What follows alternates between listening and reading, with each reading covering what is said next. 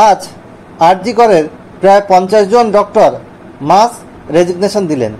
Junior ডক্টরসরা আমরণ অনশনের পথে হাঁটছেন। তাদেরকে সমর্থন করেই সিনিয়র ডক্টরসদের এই মাস রেজিগনেশন। অন্যান্য মেডিকেল কলেজে সিনিয়র ডক্টররা একই পথে কিন্তু হাঁটতে চলেছেন। ন্যাশনাল মেডিকেল কলেজে ডক্টরসরা মাস রেজিগনেশন দিচ্ছেন, এমন খবরও কিন্তু সামনে উঠে আসছে। ডক্টরসদের এই আন্দোলন দুর্গাপুজোর আগেই তীব্র থেকে তীব্রতর হচ্ছে। আমরণ অনশন আন্দোলনের শেষ পথ। সিনিয়র ডক্টরসরা এইভাবে বিভিন্ন মেডিকেল কলেজ থেকে মাস রেজিগনেশন দিতে থাকলে তাহলে কিন্তু পুরো স্বাস্থ্য ব্যবস্থা নড়বড়ে হয়ে যাবে, এমনটাই মনে করা হচ্ছে। অনেক রোগী যারা গরিব তারা এই গভর্নমেন্ট হাসপাতালগুলোর ওপর ডিপেন্ড করে থাকেন, কিন্তু এটার জন্যে হসপিটালের ইনফ্রাস্ট্রাকচারও বিশেষভাবে দায়ী। শুধু জুনিয়র ডক্টরসদের ওপরে ব্লেম দিলে হবে না। কম দামি ওষুধ যাতে কোনো কাজ হয় না, বেড পাওয়া যায় না। এমনকি যারা এই সিনিয়র ডক্টররা গণ ইস্তফা দিচ্ছেন তারা বলেছেন যে তারা গণ ইস্তফা দিলেও তারা কিন্তু হসপিটাল ছেড়ে যাবেন না। সাধারণ মানুষের পাশে তারা অবশ্যই থাকবেন এবং তাদের একটা নোটিশ পিরিয়ড আছে। মিনিমাম 3 থেকে 6 মাস একটা নোটিশ পিরিয়ড কিন্তু থাকে। এরপরেও ব্যক্তিগত স্তরে সিনিয়র ডক্টররা রেজিগনেশন দিতে পারেন, এমনটাই জানা যাচ্ছে। ডক্টরসদের বায়ো টয়লেট পুলিশ জোর করে নিয়ে যাচ্ছে, এমন অভিযোগও কিন্তু উঠছে। পুলিশের জন্য যেখানে বায়ো টয়লেট থাকছে আর ডক্টরসদের শোয়ার চৌকিও নিয়ে যাচ্ছে, তার জন্য থানা ঘেরাও করার কথাও শোনা যাচ্ছে।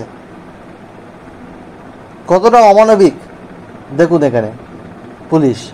সাধারণ মানুষ হয়তো তাদের এই স্বাস্থ্য অচল অবস্থার জন্যে অনেকটা এফেক্টেড হবে। এবার এর জন্যে কি ডক্টরসরা দায়ী না সরকার এর জন্য দায়ী? আপনারাই সেটা বলতে পারবেন। সিবিআই এর প্রথম চার্জশিটে খুন ও ধর্ষণের ঘটনাকে কেন্দ্র করে মূল অভিযুক্ত হিসাবে কিন্তু সঞ্জয় রায়ের নাম রয়েছে। মদ্যপ অবস্থায় ধর্ষণ করে খুন করা হয়েছে, এমনটাই কিন্তু উল্লেখ আছে। অভয়ার শরীরে 25টিরও বেশি আঘাতের চিহ্ন রয়েছে।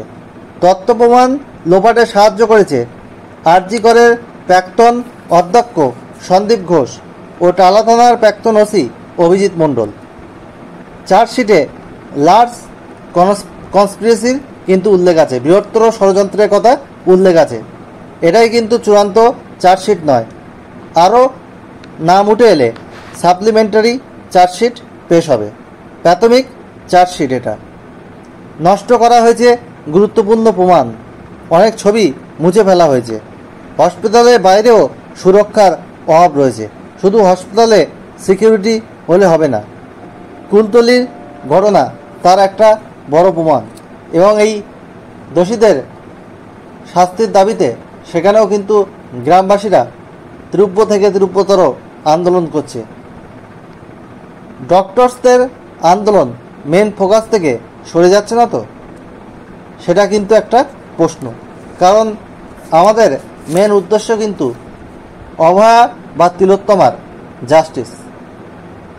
তার এই খুন বা ধর্ষণের পিছনে যারা প্রত্যক্ষ বা পরোক্ষভাবে দায়ী তারা প্রত্যেকে যেন দৃষ্টান্তমূলক শাস্তি পায়, এবং যারা এই তথ্য প্রমাণ লোপাট করেছে এবং যারা খুন ধর্ষণ করেছে তারা দুজনেই কিন্তু সমতুল্য শাস্তি কিন্তু পাবে। এরকম কিন্তু যে আইন আছে ভারতবর্ষের, শেষ যে আইন তৈরি করা হয়েছে সেখানে কিন্তু এমন ধরনেরই উল্লেখ আছে, যেটা আমি মিডিয়া সূত্রে জানতে পেরেছি।